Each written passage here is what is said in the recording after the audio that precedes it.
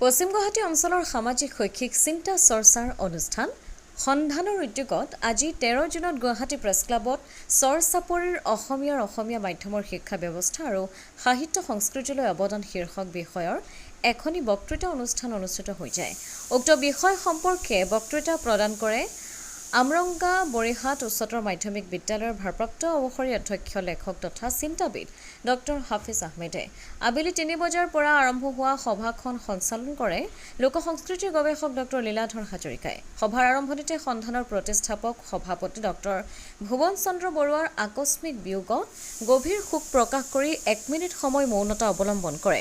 চৰ চাপৰিৰ অসমীয়া মাধ্যমৰ শিক্ষা ব্যৱস্থা আৰু সাহিত্য সংস্কৃতিলৈ তেওঁলোকৰ অৱদান শীৰ্ষক বিষয়ৰ ওপৰত তথ্যভিত্তিক এক সুন্দৰ বক্তৃতা ডক্টৰ হাফিজ আহমেদে সভাত দাঙি ধৰে। উক্ত সভাতে ডক্টৰ সত্যজিৎ দাস সম্বন্ধিতে বহুকেইগৰাকী বক্তাই সুন্দৰ বক্তব্য প্ৰদান কৰে।